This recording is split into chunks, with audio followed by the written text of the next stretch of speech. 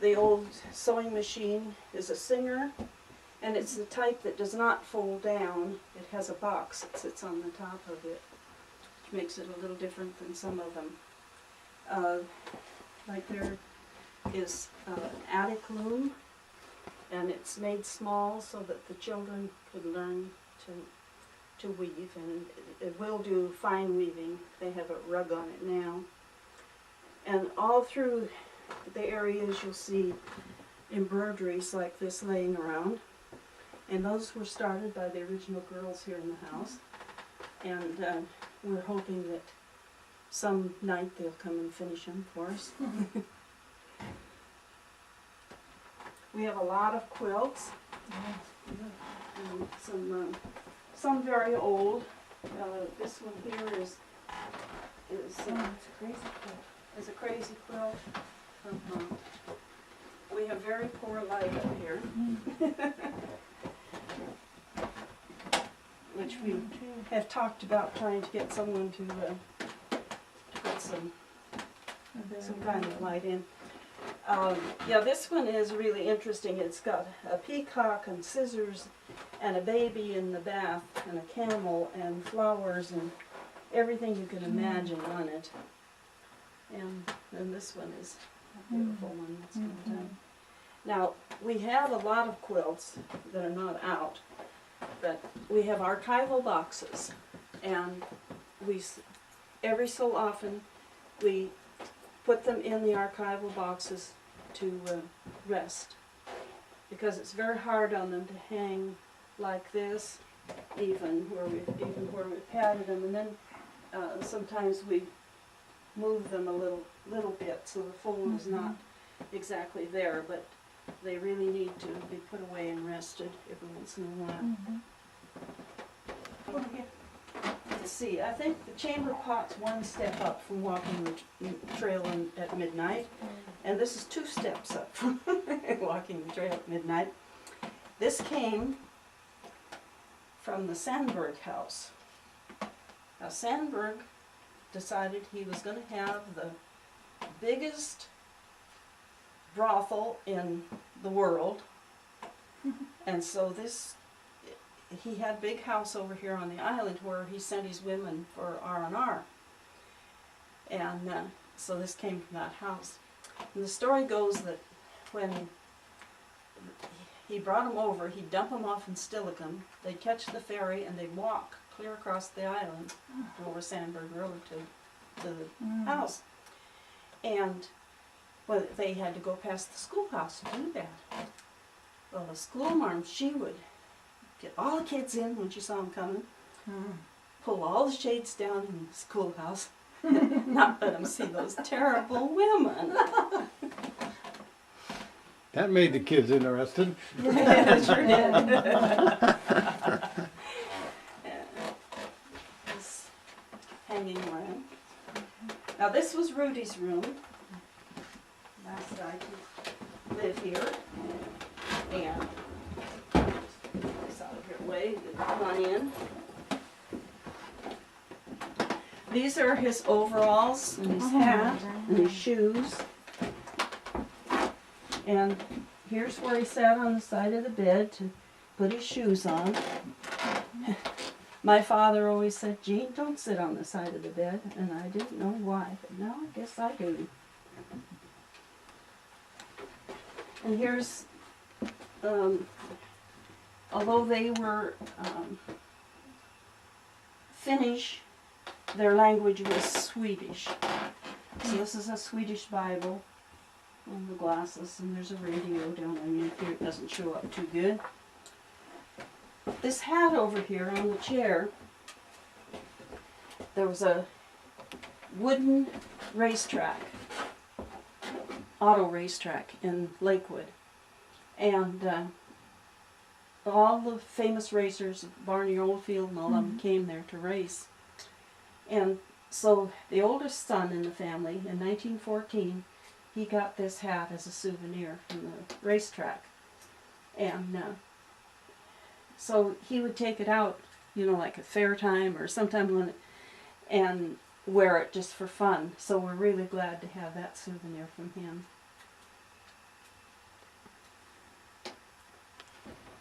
who they were at all, so we've just put them up like that. That's nice. Now this dollhouse is not old, but we have accepted it because it depicts a Victorian house. The man that started to build it, died. Well, he built a lot of dollhouses. Well, he was in the middle of this one, he died. And so his wife thought, well, that's sitting around, I'll just finish it. So she went ahead and finished it, and then she became interested in making dollhouses and made a lot of dollhouses. So when she died, then the family gave this to the Historical Society, and they provided the plexiglass cover for it. That was nice. Older. That, come on around Right. here. Good.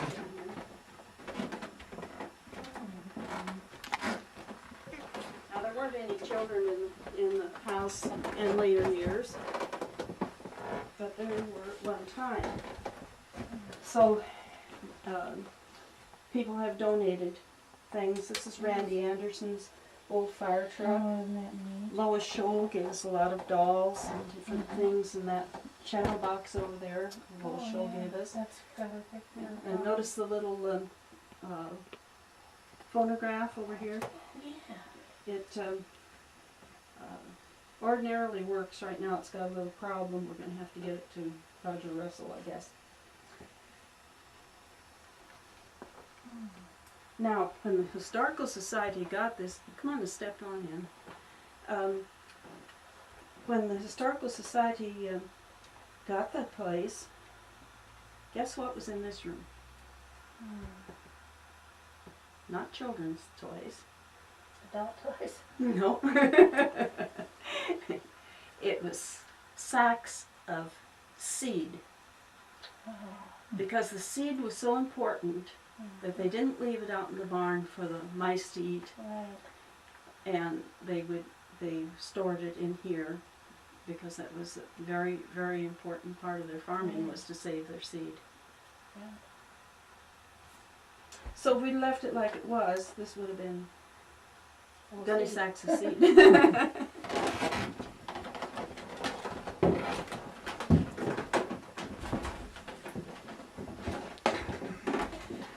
This is actually a hanging that was made in 1978 depicting different things on the island. Mm-hmm. Come on in, kid. And, the ladies made that, and but I thought it looked really nice on the bed, so Oh, that's yeah, where it it ended does. up. This is a We got you in a cage there, so. yeah. This is a 1925 wedding dress, Oh my goodness. and that was Jane Cammon's parents. If any of you know who she was, and we have a picture of them. And this was her going away outfit here in 1925. The wedding suit is Paul Camus, who was born here on the island and lived down on Amsterdam Bay. In later years, he just used it as a summer home, but that was where he grew up. This was one of the nightgowns that was made out of feed sacks. And sometime when you're in the museum over by the gift shop, you'll see where we have some of the feed sacks displayed there in the christening dress.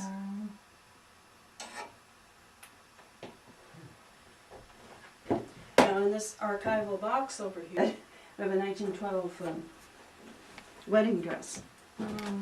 And it came from the Leyden family. And Bob Leyden said that at home it just stayed in a box, and so he wanted people to see it. Well, now it's resting, and it will, because we did have it on display for a year and then we put it away for a little while, but it will be coming out again in the spring. And that's Alita's right now. Gene B may kind of mention this archival building and archival this and so on too. Where do you keep all your archival things now? I know, I see you have a box there and your quilts and all the documents. Where are they kept now? Right now, the quilts and things are in the closets, in archival boxes. But a fire, you know, could just take everything. Oh, boy. And then, and our important papers and things are over in one of the chicken coops in the, where the machine room is, in a file cabinet. But we need something safe. We need a safe place, yes. Let's see, this was,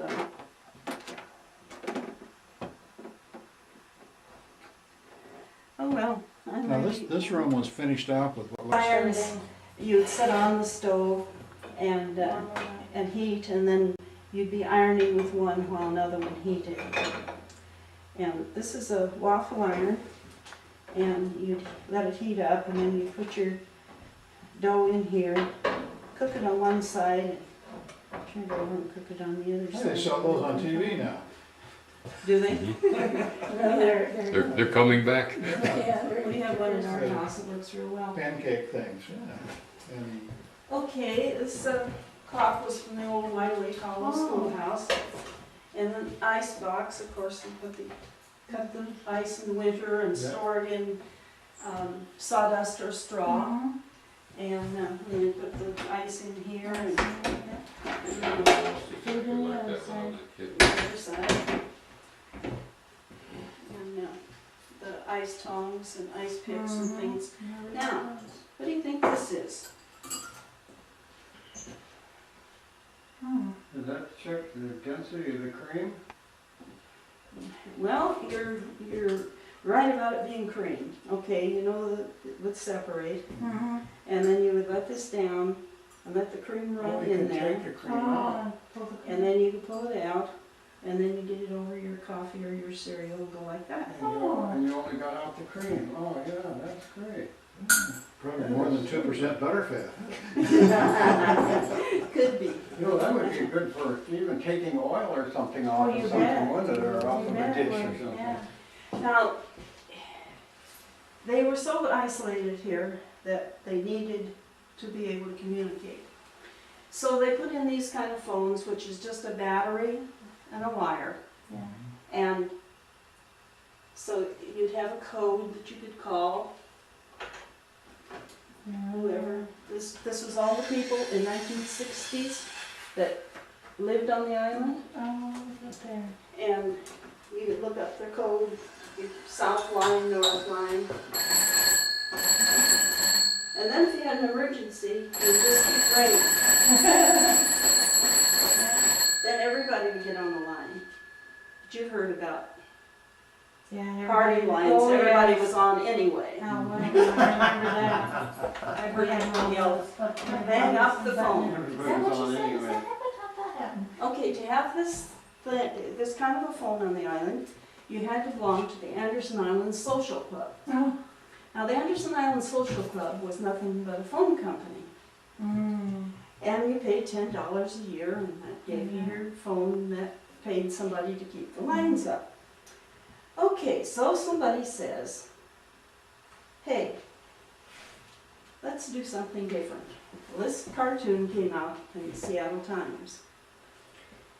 And the guy says, okay, we could get this kind of a phone, we could call Tacoma, we could call New York. Well, the people said, no way. You bring those modern things over here, and people will come. Yeah. How true it has They been. were right. Okay, there were no phones of this type on the island until 1964.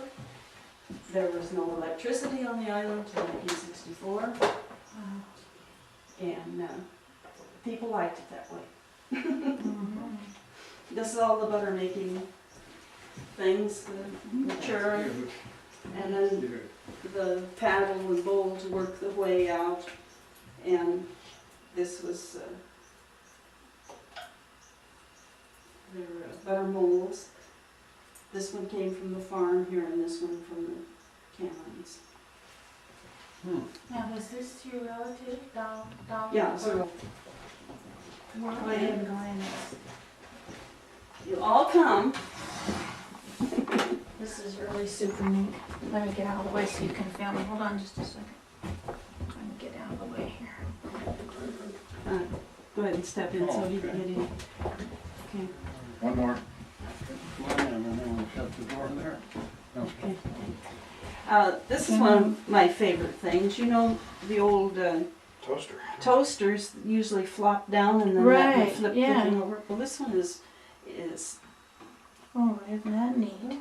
it turns around instead of Oh, that's neat. flipping down. So I kind of like that. Yeah.